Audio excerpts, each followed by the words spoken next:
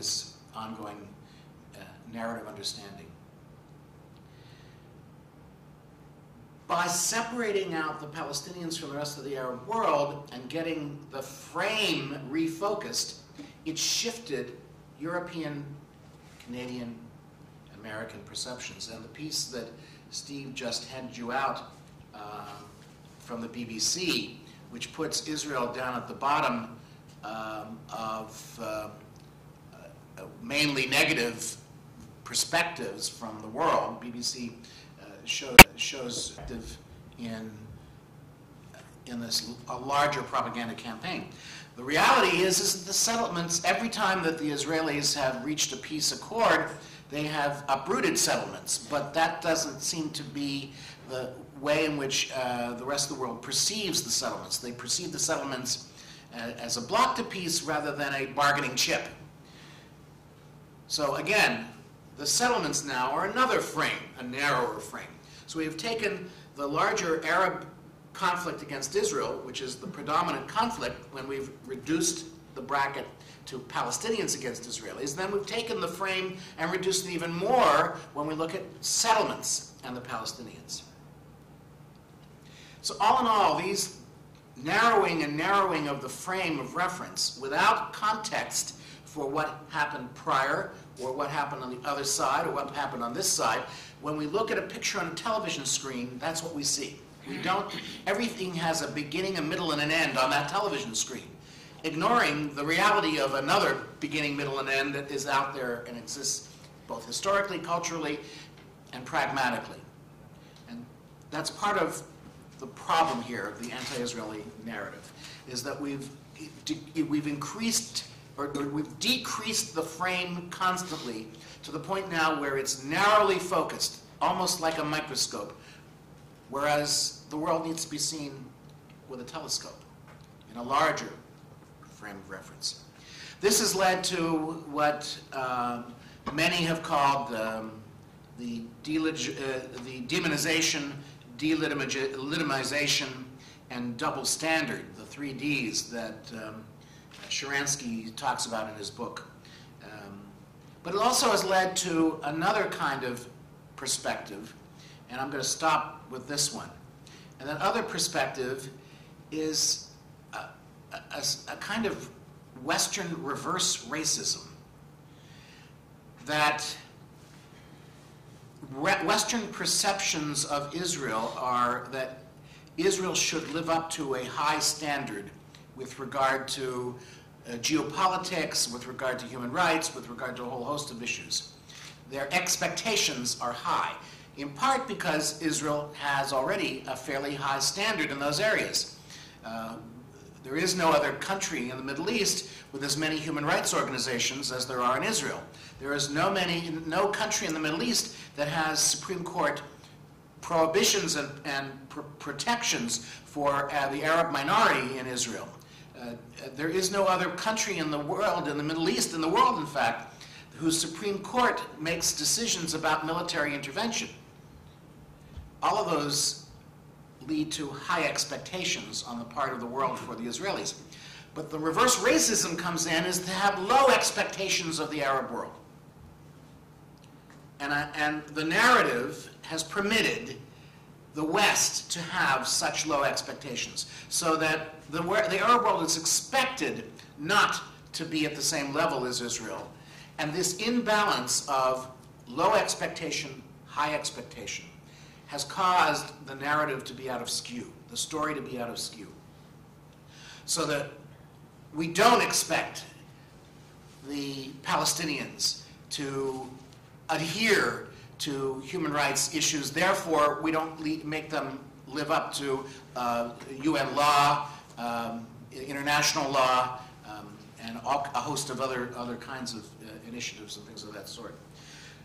So I'm just giving you a kind of overview from my perspective of where I see the narrative going. And again, I don't like the term narrative because it suggests two competing yet equal stories. And one of those stories is partially a fabrication. So when you are dealing with lies versus truth, in many ways, you have a problem. One of the ways in which we need to deal with this is to begin to be able to understand the implications of propaganda, how propaganda functions, and what its real ultimate goals are, and begin to turn over the rock and let us see the underpinnings of propaganda, which are usually based on falsehoods. So I'm going to stop here and let my colleagues jump in. I am going to wait for some comments from Gilbert Kahn right now and myself, and then maybe we can open up for Q&A after. But thanks for that, Dr. Ellman, very enlightening. Gilbert from Keene University, do you want to? Thank you, Steve. And thank you very much for inviting me and for arranging this opportunity for us to sort of get together and try to deal with some of these very troubling issues. Let me, in fact, I wasn't going to comment on it, but I want to pick up on the opening comment about narrative, because I think it's so well put, and that is that sort of like looking at the creation of the world and saying, you've got to accept the biblical narrative. There was no evolution. And we can start with certain facts, and then you can have your normative and your theological explanations for things, but there are certain facts that you can't run away from. And I think what is clearly, and you've identified it so well, is that let's have a discussion, but it's not like there's a set of facts that are different. We all have the same. We work from the same set of facts. And then let's see how we interpret them. I want to give you some random responses to the dilemma, I think, that we face in looking at the problem of the narrative. And I want to do it, at least in part. My field, as Steve mentioned, I'm a political scientist. I deal with public policy. I deal with decision-making.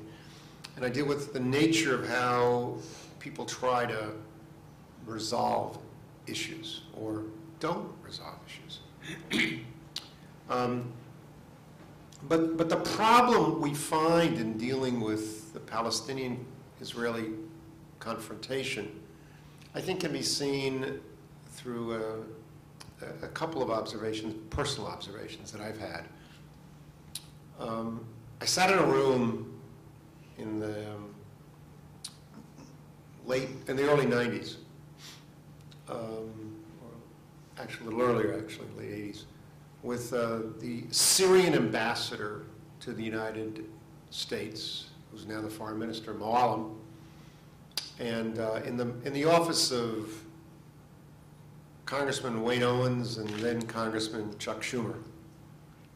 And Moallem and his assistant were in the room together, and we were discussing the plight of Syrian Jews and the problems, the potential or the possibility of cutting a deal to get the Jews out of Syria. And these were pretty sneaky little meetings we had, because they were not publicized, they were held in members' offices, and they were held off the beaten path. And we were called in as advocates and lobbyists on behalf of the Syrian Jewish community. And the Syrian ambassador at one point went into an extensive discussion about the fact that there was no way that we could possibly ever, his government, could ever possibly address a compromised position in trying to find a way to get the Jews out of Syria, because after all, everyone knew that the Jews controlled the banks, controlled the media, and controlled the U.S. Congress. So there you had Wayne Owens from the state of Utah and Chuck Schumer from Brooklyn, and you had some Syrian ambassador speaking as casually and as clearly and as obvious to him, as distinctly as possible, saying, we all know the Jews control the Congress. And Chuck sort of swallowed, and Owens coughed, and we sat there amused, but it wasn't it wasn't amusing, obviously, because this was the rhetoric, this was the spin, and he looked you in the eye with absolute affirmation and conviction, or presumed conviction, as if this was the truth. And you sort of threw up your hands and said, I don't know how to respond to that.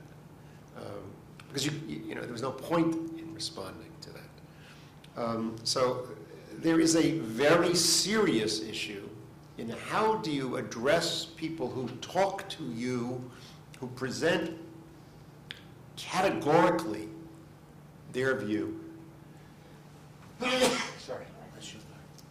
They present categorically their view of truth, and it is extremely complicated. So just buttressing further the discussion we had a few minutes ago.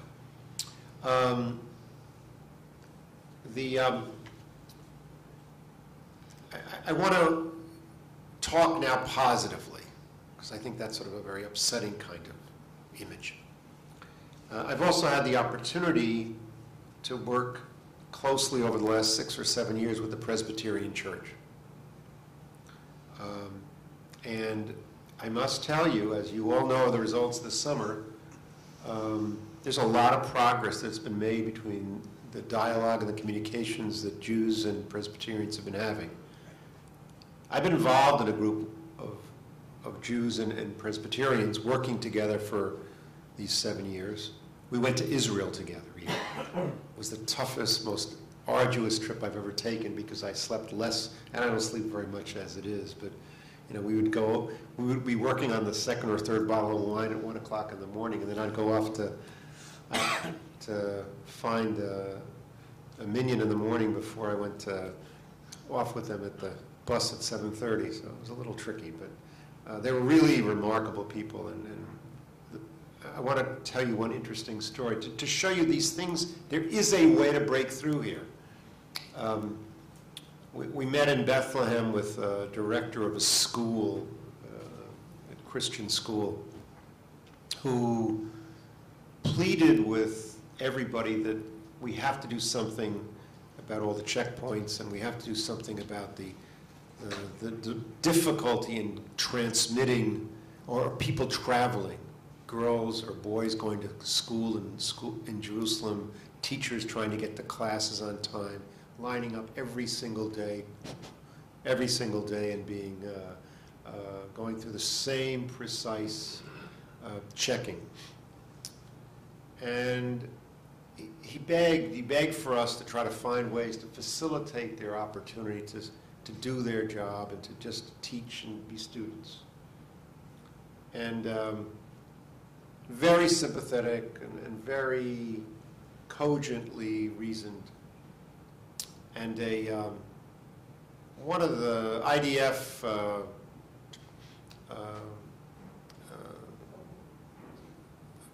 not generals, I guess, but commanders of one of the checkpoints, who was with us at that point, also followed. And he said, everything that my colleague, this principal from the school in Bethlehem, had said is correct. It's degrading, it's humiliating, it's outrageous, it's unconscionable, it never ends, these lines are ridiculous.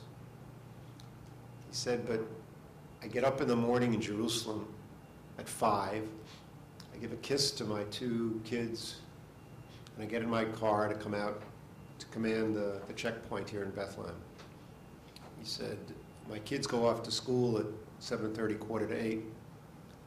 I want to know that when they come home, that when they get to school and they come home from school that night, they are going to make it home safely. And he said, I don't disagree.